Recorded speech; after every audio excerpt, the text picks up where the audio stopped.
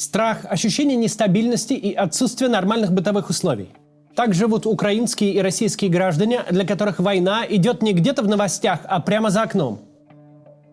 И хотя человек может адаптироваться ко всему, привыкнуть к нескончаемому ужасу и неизвестности сложно. Сегодня мы поговорим о том, как живут люди в прифронтовых территориях, и обсудим, как мы им можем помочь.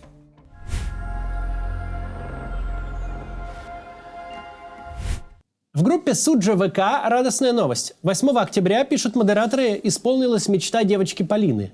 Она эвакуировалась из Суджи с родителями и живет в пункте временного размещения в Курске.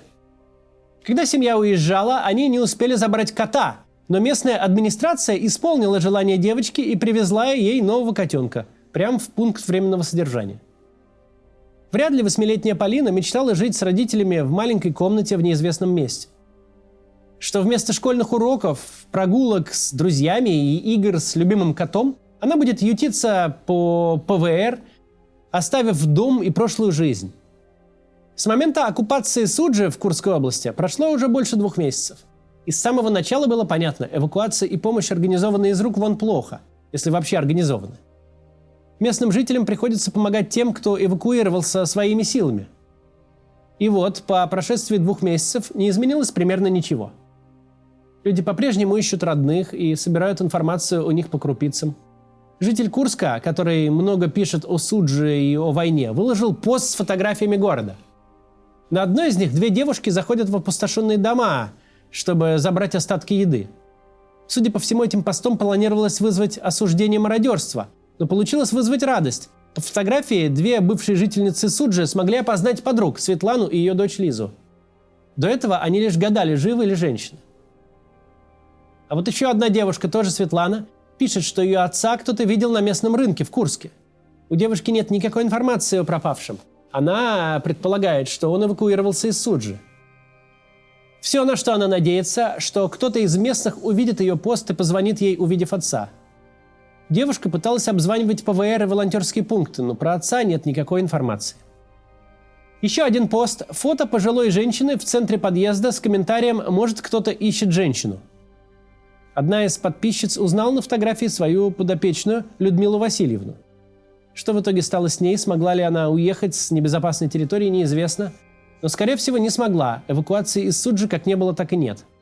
И недавно депутат Суджанского района пояснил, почему. 100% жителей Суджанского района считают себя брошенными. Отсутствовала работа по сооружению укрытий. Не был задействован автобусный парк, хотя подготовленные автобусы стояли наготове. Социальные службы бросили своих подопечных, инвалидов и неходячих. И все потому, что глава района Александр Богачев не хотел создавать панику среди населения. Паники избежать удалось. Вместо нее к жителям Суджи пришло ощущение, будто их предали. Местные жители даже составляли коллективное обращение к Путину с просьбой открыть гуманитарный коридор, чтобы люди смогли выехать подальше в Курскую область. Коридор в итоге открыли, правда, на территорию Украины.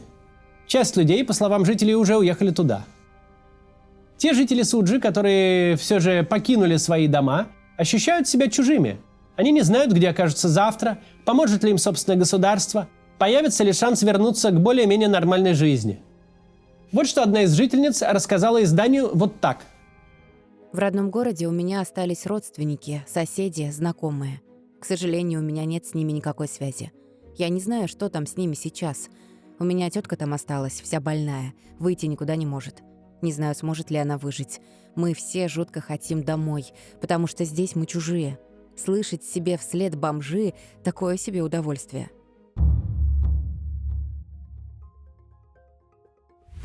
Не стоит думать, что после эвакуации из Суджи люди оказались в безопасности. Да, у них за окнами больше не ходят военные другой страны, и боевые действия ведутся не прямо в городе, а в нескольких километрах.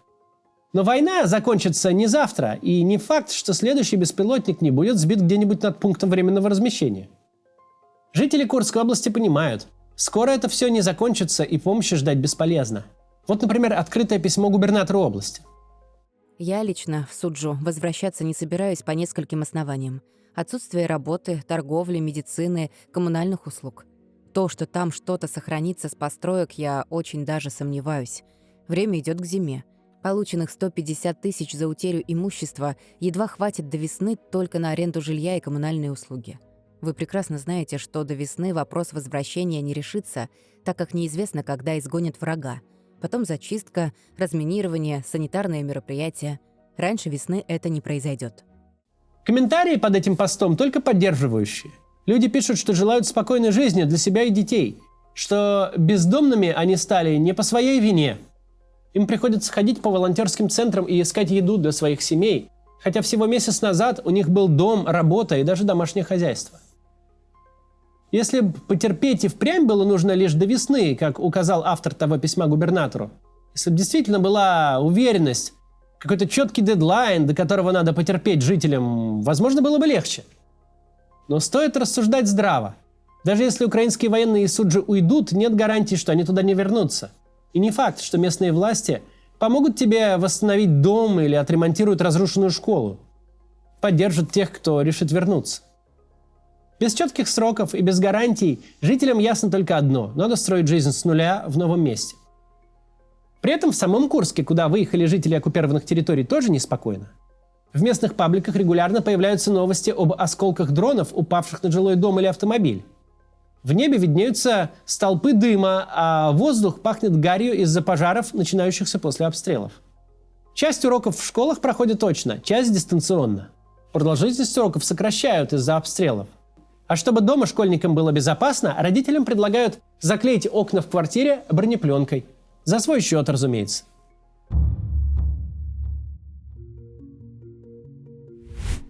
Города Белгородской области живут под обстрелами уже больше года.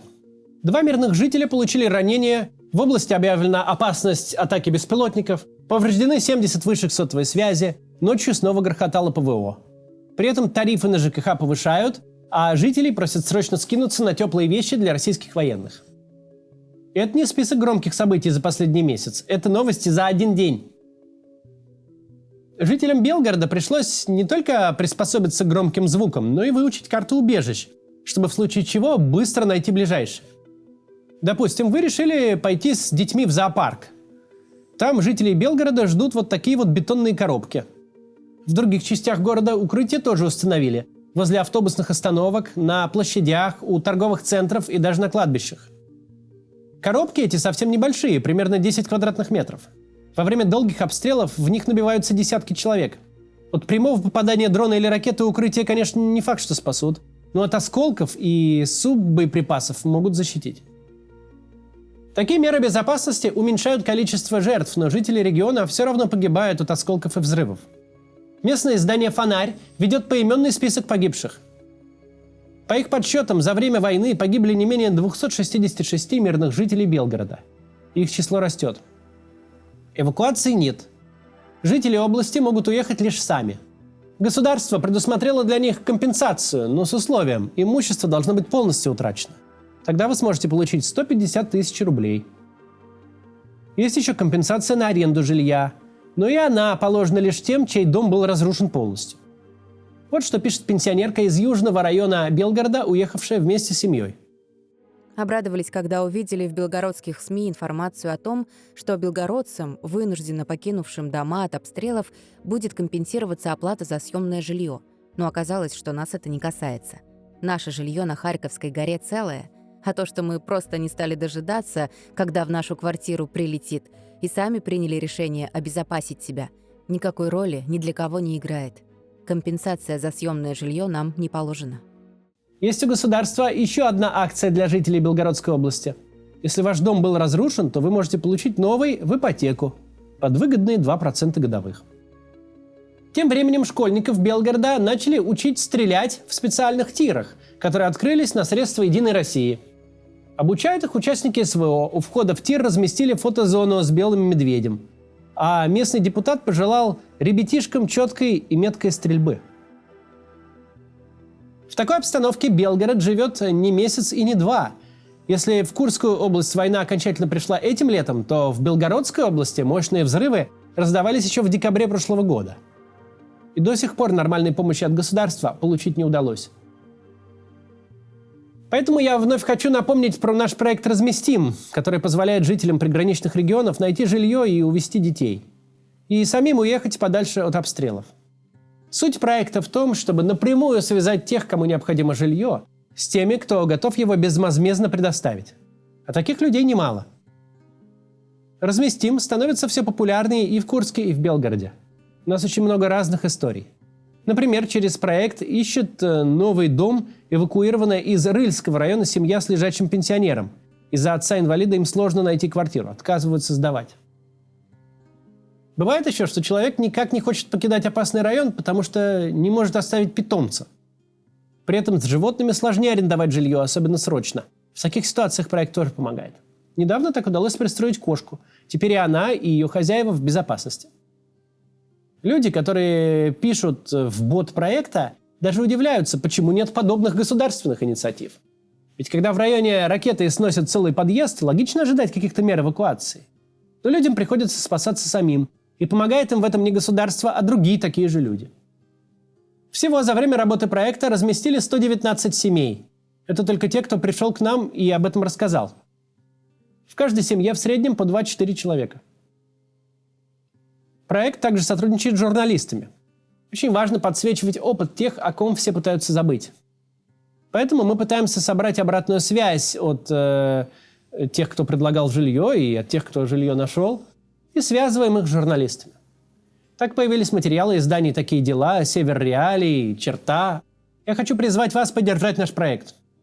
Если у вас есть свободное жилье, и вы готовы его предоставить беженцам безвозмездно, обязательно напишите объявление в бот «Разместим».